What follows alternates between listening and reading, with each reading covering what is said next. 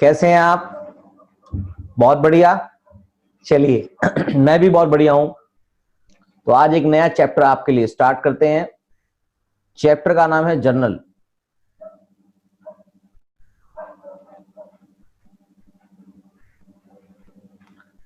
Journal एक important chapter है class 11th का। अगर ये चैप्टर आपको आ जाता है तो क्लास 11th की अकाउंटेंसी 40% खत्म हो जाती है। अब जर्नल बनाने के लिए कुछ रूल्स हमने पढ़े थे, उन रूल्स को थोड़ा सा रिवाइज कर लेते हैं। जो रूल्स डेबिट और क्रेडिट, जो रूल्स आपने डेबिट और क्रेडिट के लिए पढ़े हैं वही आपके जर्नल के रूल कहलाते हैं। जर्नल बनानी पड़ेगी आपको। तो आपने जो रूल्स पढ़े थे उसके बारे में बात कर लेते हैं।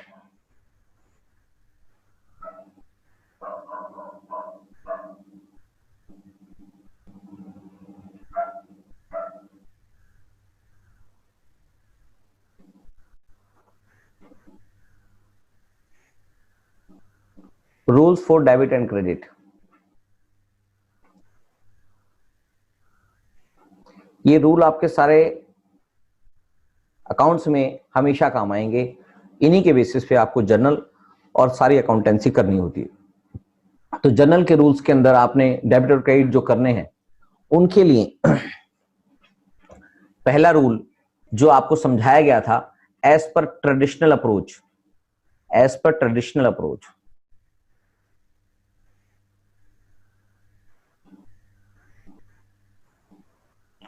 वो था, पहला रूल था debit what comes in, credit what goes out. Rule number 1, ये सारे आपके लिए गोल्डन रूल का काम करते हैं।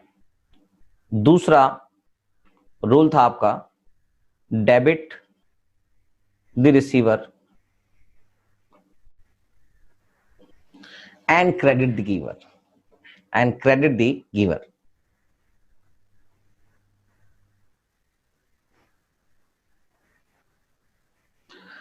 तीसरा रूल था हमारा debit all expenses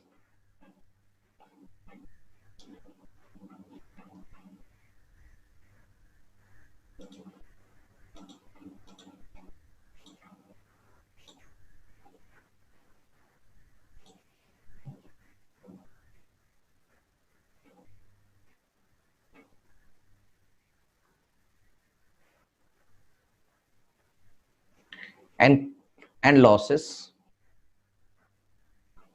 and credit all incomes and gain।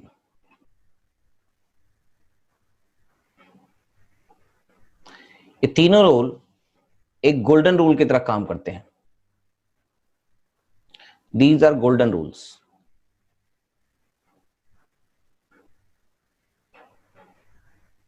और इन्हीं के बेसिस पर सारी अकाउंटिंग की जाती है। और दूसरा आपने पढ़ा था मॉडर्न अप्रोच।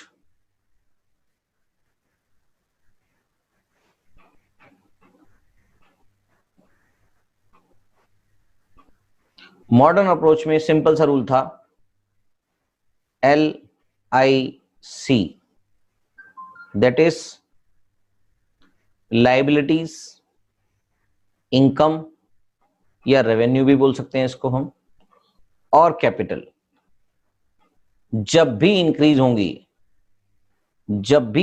होंगी हमेशा क्रेडिट होंगी, और जब भी डिक्रीज होंगी हमेशा डेबिट होंगी, राइट। और इसके आगे था AE, ये है असेट्स और ये था एक्सपेंसेस।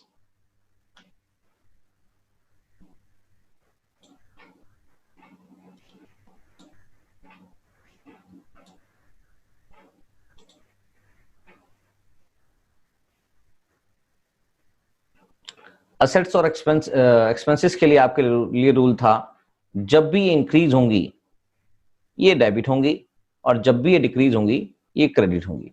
तो तो ये तो हमने एक रिवीजन किया है जो हमने पिछली क्लासेस में पढ़ा था। तो पहली बात दोबारा से बताता हूं, ट्रेडिशनल अप्रोच आपका debit what comes in, credit what goes out, debit the receiver, credit the giver, debit all expenses and losses and credit all gains and income. इन सारी चीजों को अच्छे से आप समझ चुके होंगे और अब इनका इंप्लीमेंटेशन का टाइम आ चुका है कि इनका इंप्लीमेंटेशन कैसे किया जाता है। दूसरा अप्रोच थी आपकी मॉडर्न अप्रोच।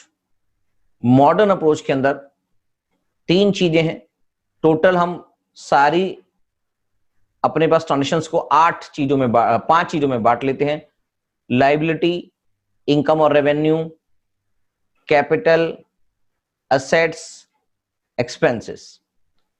1 2 3 यानी कि लायबिलिटी, इनकम और कैपिटल जब भी इंक्रीज होंगे क्रेडिट किए जाएंगे, और असेट्स और एक्सपेंसेस जब भी इंक्रीज होंगे डेबिट किए जाएंगे। LIC क्रेडिट किया जाएगा इंक्रीज के टाइम पे, और असेट्स और एक्सपेंसेस डेबिट किए जाएंगे हमेशा जब भी इंक्रीज होते हैं, एंड वाइस वर्सा।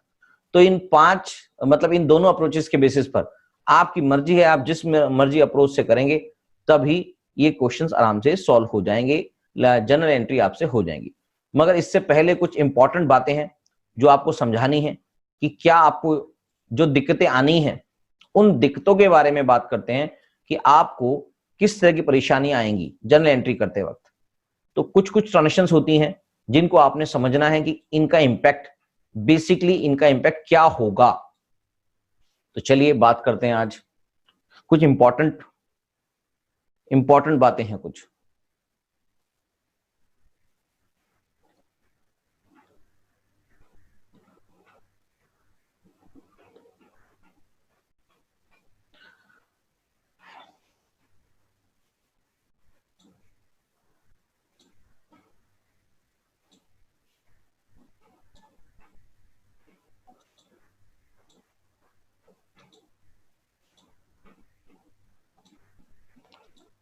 राइट, ये कुछ इंपॉर्टेंट बातें हैं, उसके बारे में बात करते हैं।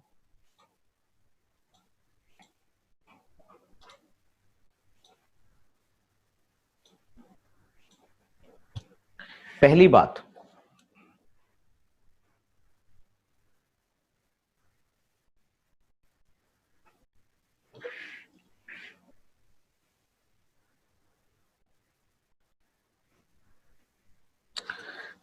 यह है कि जब ट्रांजेक्शन के अंदर गुड्स के बारे में बात की जाती है, जब भी गुड्स के बारे में बात की जाएगी तो हम बात कर रहे हैं परचेज से रिलेटेड या फिर सेल्स रिलेटेड। हम उसको गुड्स नहीं लिखते हैं अपने अकाउंटिंग करते वक्त, उस अकाउंटिंग के अंदर उसको परचेज या सेल्स माना जाता है। तो ये चीज आप समझ लीजिए, गुड्स का मतलब परचेज या सेल्स होता है।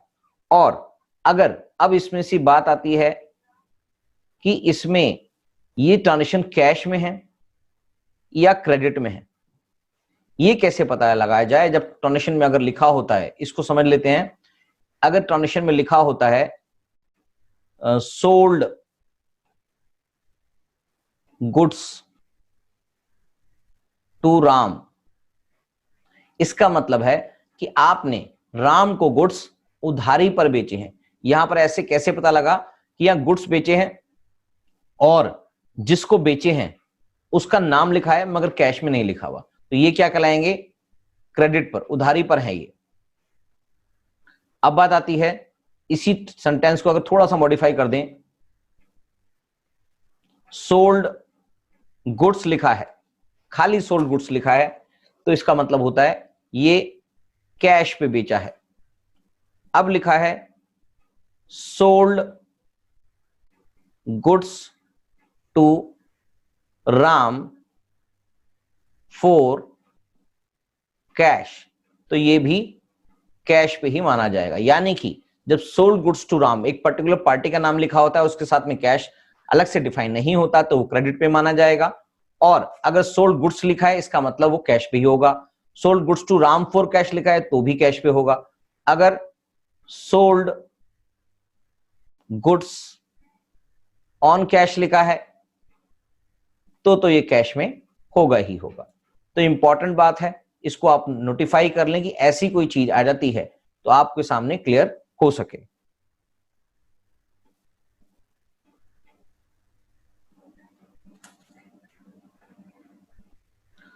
अब कुछ बातें आती हैं एक्सपेंसेस से जुड़ी हुई।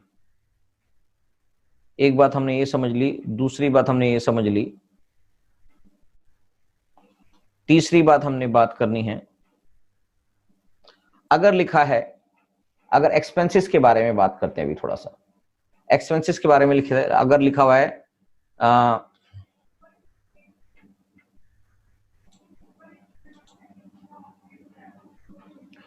पे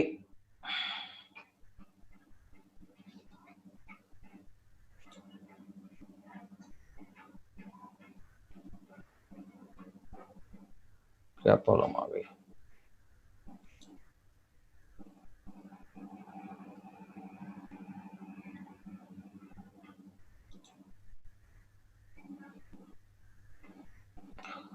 आपके पास लिखा है paid goods to,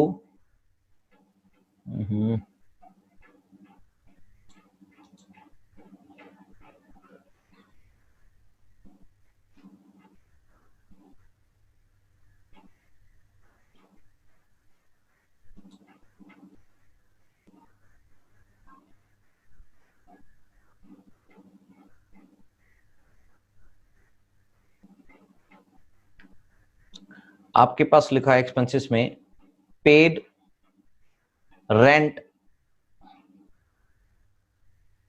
to Ramesh the landlord.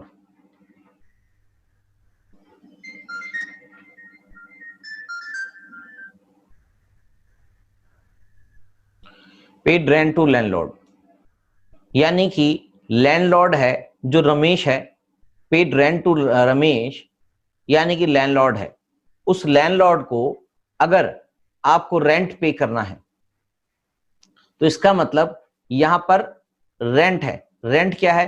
Rent एक एक्सपेंस है। अब हमने पे इसको चाहे जिस मर्जी को किया हो, फर्म के अंदर इसको सिर्फ और सिर्फ रेंट माना जाएगा, चाहे वो एक्स को, वाई को, रमेश को, दिनेश को, महेश को, किसी को भी पे किया गया हो तो भी वो अलग से नाम नहीं बताया जाएगा। जैसे इसके अंदर ये भी लिखा हुआ है, मान लीजिए paid salary to Mukesh, salary Mukesh को पे की गई है, मगर कभी भी मुकेश का नाम यहां पर नहीं आएगा। आपने सिर्फ और सिर्फ एक्सपेंस को समझना है कि कौन से एक्सपेंस हुआ है, और एक्सपेंस का नाम है सैलरी अकाउंट। तो यहां पर ये बिल्कुल ध्यान में रखेंगे।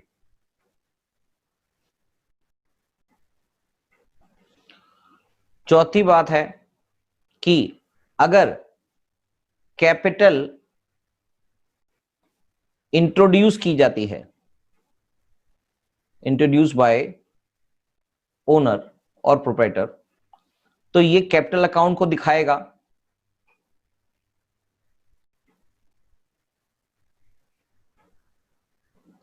और अगर कैपिटल विड्रॉल किया जाता है, यानी कि विड्रॉल ऑफ कैपिटल है, तो ये जाएगा ड्राइंग्स अकाउंट में।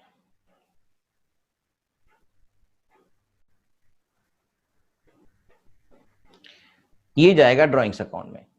जब कैपिटल इंट्रोड्यूस की है तो वो कैपिटल अकाउंट में, और कैपिटल विड्रॉ की है तो वो ड्राइंग्स अकाउंट में। यानी कि कुछ भी ड्राइंग्स होती है वो पैसे को हम कैपिटल अकाउंट में ना डाल के मगर ड्राइंग अकाउंट में डाला जाता है। जब आप इंडिविजुअल फर्म की अकाउंटिंग करते हैं तो ऐसा करते हैं। बाकी ड्राइंग अकाउंट और कैपिटल अकाउंट में कोई मेजर डिफरेंस नहीं होता है। क्यों? क्योंकि जो ड्राइंग होती है उससे कैपिटल हमारी रिड्यूस होती है। बाद में जब हम बैलेंस शीट बनाएंगे तो ये ड्राइंग अकाउंट को उसमें से लेस करके दिखाना ही होता है कैपिटल में से, तो इंपैक्ट आपको, मगर फिलहाल आपको जब भी विड्रॉल करेंगे, जब भी विड्रॉन करेंगे, जब भी ड्राइंग्स करेंगे तो वो ड्राइंग अकाउंट के थ्रू किया जाएगा, और जब भी इंट्रोडक्शन करेंगे कैपिटल का वो कैपिटल अकाउंट के थ्रू किया जाएगा। कुछ बातें हैं, ये बातें समझ में आ चुकी होंगी। जब भी गुड्स की बात करेंगे तो वो सेल परचेज ऑफ गुड्स की बात हो रही होगी। कैश क्रेडिट के अंदर, एक्सपेंसेस के अंदर, और कैपिटल इंट्रोडक्शन और ड्राइंग्स के बारे में हमने बातें समझ। Please like, subscribe and share my video. Thank you.